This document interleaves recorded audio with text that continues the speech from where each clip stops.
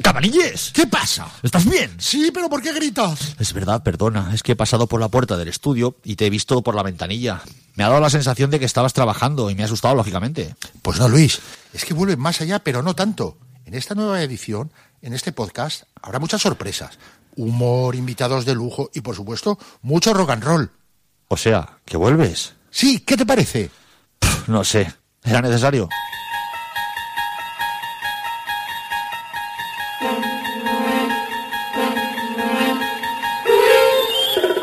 El universo es muy grande y pasan cosas muy raras que dan mucho miedo.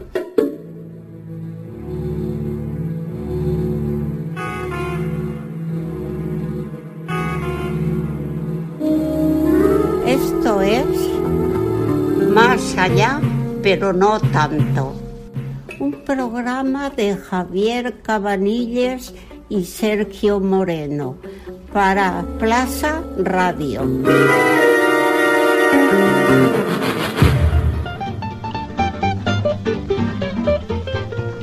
Gangway for that famous sleuth. Must be Sherlock, that's the truth. Elementary, Dr. Watson. You are amazing, Mr. Holmes. No detective stands a chance. Well, how about the Philo Vance? He's a good man, Dr. Watson. I'm a jurist, Mr. Holmes. When they have a crime wave and the papers all rave and they're hollering... Hola, amigos. ¿Cómo habréis deducido por el spoiler de Luis? Más allá ha vuelto. Cuando me despedí de vosotros en julio, os dije que no sabría qué iba a pasar con el podcast. Entonces será verdad. No puedo decir que vuelva porque mi público me lo haya pedido. La verdad es que he podido comprobar que nadie me ha echado de menos. También tengo que decir que la decisión la tomé hace unas semanas y que si no se ha avisado antes ha sido porque no os quería asustar. Motivo. Lo que se dice motivo para volver, reconozco que no había ni uno. Es verdad que Rafa Lupión, que es el alma mater de Radio Plaza, me ha insistido mucho, pero no porque le guste el programa, que estoy seguro que no lo he oído nunca, sino porque necesitaba un espacio para llenar la escaleta. A ese clavo ardiente se ha agarrado mi ego para justificar lo injustificable, mi vuelta. Por otra parte, es innegable que vivimos tiempos apasionantes para los amantes de la parapsicobiofísica. Algún día, cada vez más cercano, alguna universidad tendrá el valor de romper las cada vez más oxidadas cadenas de la ciencia científica y abrirse a otro tipo de verdades. Y así, algún día, el sueño de contar con la cátedra Germán de Argumosa, dedicada a los saberes ocultos y a los saberes prohibidos, será una realidad. Sabemos de sobra, y lo digo en plural majestático que siempre impresiona, cuál debe ser nuestro lugar y el vuestro en defensa de la ignorancia. Y ahora, sin más dilación, empezamos. Y lo vamos a hacer con uno de los personajes más singulares de la literatura, el escritor Sir Arthur Conan Doyle, que fue más que el creador de Sherlock Holmes, aunque el personaje del famoso detective haya ensombrecido una biografía apasionante. Una vida, por cierto, que conoce muy bien el escritor Eduardo Camaño, que le acaba de dedicar la primera biografía completa, pero completa, en castellano. Bueno, Eduardo, muchísimas gracias por estar ahí. ¿Cómo estás? ¿Qué tal? Gracias a vosotros. Yo muy bien. Oye, menuda biografía te has currado, ¿eh? Te ha bueno, salido... las biografías tienen que ser así. Y llevas ya, por si la gente que no te conozca, llevas también una del Barón Rojo, la anterior de Houdini, estupenda, ya escribí sobre ella, y esta de Arthur Conan Doyle, que luego veremos que tiene ciertos paralelismos con la anterior. La primera pregunta es bastante tonta. Lo de Arthur Conan Doyle, ¿el Conan es nombre o apellido? Porque creo que hay cierta polémica. Vale, vamos a ver. El nombre de Conan Doyle es una mezcla de varias cosas, porque en aquellas épocas victorianas habían familias que eran un poco creativas y querían rendir tributos a diferentes personas, ¿no? En los nombres de sus hijos. Entonces dicen que Arthur viene de las leyendas del rey Arthur, ¿no? Porque era un personaje bastante famoso y todavía lo es, pero bueno, es una entidad de Inglaterra. Luego, Conan Doyle también lleva el apellido Ignatius, Arthur Conan Ignatius Doyle, que parece que viene de la compañía de Ignacio, de Santo Ignacio de Jesús o algo del estilo, ¿no? Que bueno, ellos eran católicos, como al ser familia irlandesa. Se le estudió además en los jesuitas. Eso es, efectivamente. Y Conan viene de un tío que ellos querían rendir tributo. Entonces, lo único familiar, lo único genealógico de todo este nombre es el Doyle, que es el apellido familiar. Lo demás son homenajes que la familia pues rendía a ciertas personas de su entorno. Bueno, todos lo conocemos a Arthur Conan Doyle y nos viene a la cabeza Sherlock Holmes. Pero por un momento vamos a olvidarnos de su creación literaria, probablemente una de las más importantes de la ficción de todos los tiempos, y estamos hablando de un médico, estamos hablando de un deportista, estamos hablando de una persona que viajó muchísimo. ¿Cómo describirías a Arthur Conan Doyle? Pero no podemos citar que fue escritor. ¿Cómo hablaríamos de él?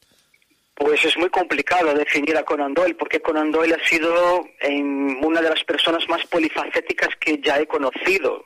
Si entramos en su biografía, pues nos encontramos con todas estas facetas que has descrito: deportista, cronista, periodista, ¿por qué no?, corresponsal de guerra, espiritista, polémico, doctor. Conan Doyle ha vivido 61 años muy extensos, es decir, muy intensos, porque en diferentes etapas de su vida ha asumido muchos frentes, ¿no? A mí me parece muy complicado definir a Conan Doyle. Yo me quedaría con el polifacético.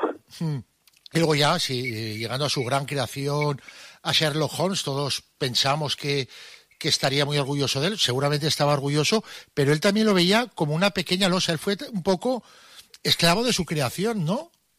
Yo no creo que estaba precisamente orgulloso de él, porque Conan Doyle en un primer momento lo trató como un personaje más. Conan Doyle tenía una ambición de tener un catálogo de personajes más variados, y por imposición mercadológica tuvo que atarse a este personaje, ¿no?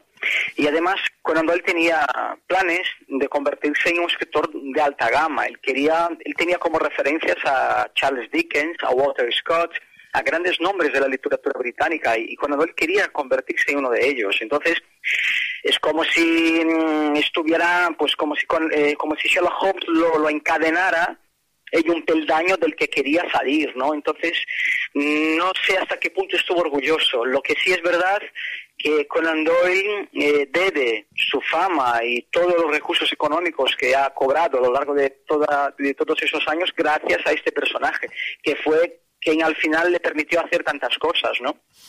Y luego, pues, es una pena, porque luego también tiene otros personajes. A mí siempre me gustaba mucho el profesor Challenger, que él hizo varias historias de él, y sobre todo está El Mundo Perdido, que no vamos a enterar si es mejor, si es peor que, yo que sé, que Estudio Escarlata o que El Perro de los Baskerville, pero yo creo que es una obra suya excelente, de aventuras, de ciencia ficción y todo, que se ha perdido un poco, ¿no? Y que luego en el cine ha sido súper influyente, porque todo esto de mezclar el pasado con el presente se lo debemos a esta novela. El profesor Challenger es un personaje muy interesante. Fue un intento que Conan Doyle hizo de que la gente se olvidara un poco de Sherlock Holmes, y a mí también me gusta muchísimo. La Zona Envenenada, que es una noveleta, un relato largo del profesor Challenger, es muy interesante. Y luego la saga termina con la obra El País de las Brumas, que es donde realmente su público le criticó muchísimo, porque el profesor Challenger empezó en El Mundo Perdido como un científico escéptico, racional, superracional, y en El País de las Brumas el profesor Challenger acaba convirtiéndose en un espiritista, lo que para muchos de sus seguidores pues era algo impensable, ¿no? Pero aparte de eso sí que es un personaje muy emblemático en su canon. Pues haremos luego un paralelismo, porque lo hay con el profesor Challenger y esta caída, entre comillas, a los infiernos del espiritista. Pero luego, leyendo tu libro, hay una cosa que me tronchaba de risa, que es hablando del sabuelo de los Baskerville, que es la novela que, una vez ha matado a Sherlock Holmes, lo obligan a recuperarlo. Entonces él recrea una historia que se supone que ha pasado antes, y que lo divertido, porque yo creo que la historia la conoce todo el mundo, y el que no ya tarda en leérsela, es lo de las adaptaciones teatrales, que solo de imaginarlo me entraba la risa. ¿Qué pasó con esas adaptaciones tan complicadas? Las adaptaciones del Sabueso de los Baskerville, ¿te refieres? Bueno, a ver, el problema de adaptar al teatro el Sabueso de los Baskerville es que teníamos que tener un perro, pero no un perro cualquiera, un perro demoníaco, no un perro que viniera de las tinieblas. ¿Y cómo lo hacemos, no? Entonces, en un principio intentaron hacer con un animal de verdad, pero claro, el animal no es un actor, no estaba adestrado y se portaba muy mal, ¿no? Entonces, bueno, tuvieron que adaptarlo hasta que encontraron una manera de hacerlo con un perro mecanizado, ¿no? Fue la manera más rápida y sencilla que tuvieron para poder llevar a las tablas a esta obra. Y luego incluso tuvo acusaciones de plagio, pero un poco infundadas, ¿no? Yo creo que todo el escritor pasa por este trámite, ¿no? De que le acosen a haber plagiado una obra. Yo creo que todos, incluido yo, tenemos nuestras obras creadas a partir de influencias del pasado, es decir, que cada uno trae influencias de autores por los que admira, ¿no? Y en mi caso también, yo tengo una narrativa que viene pues influenciada de autores que a mí me gustan. Entonces, es normal que en tus obras haya tintes de autores que te gusten, ¿no? Entonces, es algo muy recurrente en el mundo de la literatura que sufran ese tipo de cuestionamiento. Incluso la propia creadora de Harry Potter también ha pasado por eso, ¿no? J.K. Rowling. Sí, pero eso no es nada. Incluso hubo un escritor, y aparte creo que era un español, que le acusó nada menos de ser Jack el Destripador. Claro, porque, bueno, coinciden las fechas, ¿no? Es decir, Jack el Destripador empezó a actuar en el año 1888, fue una actuación muy breve, fueron 3 meses en lo que, bueno, inculcó el terror en Londres y ha matado a seis personas, que se llaman las 6 canónicas, ¿no? Que son las mujeres que él ha matado. Y lo curioso de este suceso es que las víctimas aparecían con las vísceras expuestas a partir de un objeto contundente, cortante, cuyos cortes solo podían haber sido realizados por una persona que tenía conocimientos médicos, ¿no? Entonces, bueno, la gente sumó uno con uno y este señor pues llegó a Conan Doyle, lo que lógicamente es una denuncia completamente sin fundamento ninguno.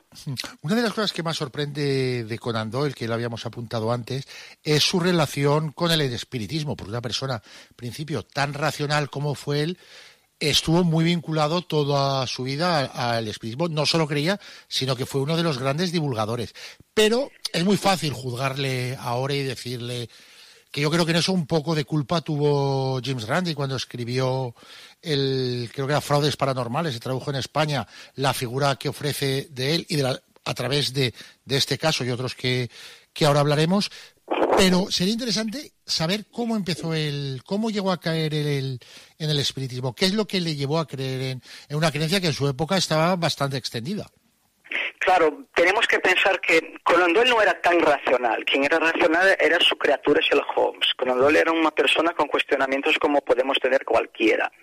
Y el interés por el espiritismo no llegó de golpe, ¿no? Hay mucha gente que cree que Conan Doyle empezó a interesarse por el espiritismo después de la Primera Guerra Mundial, igual que lo han hecho muchas personas, porque Conan Doyle en esta contienda perdió a su hijo, a su hermano y a otros cuantos familiares. Dicen que llegaron a 12 familiares, entre cuñados, primos y sobrinos. Entonces mucha gente cree que la curiosidad o el fanatismo en el que Conan Doyle cayó con el espiritismo vino después de la guerra. Pero Conan Doyle siempre coqueteó con experiencias paranormales, siempre ha sido objeto de interés desde adolescente.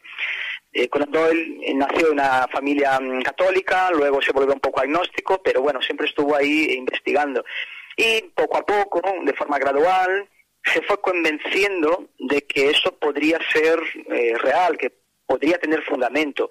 Y como bien dices tú, trasladándonos a la época, es verdad que el espiritismo estaba de moda, había científicos que estudiaban los fenómenos, era tema recurrente de todas las familias en Europa. En las capitales, pues dicen que andabas por las calles de Londres y por la tarde y veías un montón de casas y pisos con las persianas cerradas, ¿no? Lo que quería decir que podía estar ocurriendo dentro de los salones, pues sesiones espiritistas. Era algo que estaba ahí, presente, y la gente no tenía medios de saber identificar lo que era fraude y lo que era real. Hoy es muy fácil, por ejemplo, identificar una foto trucada porque tenemos Photoshop, estamos acostumbrados a ver miles y miles y miles de fotos a diario, internet, en las redes sociales. Entonces cuando hay una foto que está manipulada, pues un poco que canta, ¿no? Que la identificas, pero en aquella época la gente veía pues 1 o 2 fotos al año. Entonces, claro, era muy difícil tener cierto entendimiento si esas fotos eran reales o no, y eso hizo con que mucha gente pues creyera en estos fenómenos. Pero aparte él era no solo creyente, sino un auténtico apóstol que se dejó engañar por los más conocidos de la época, por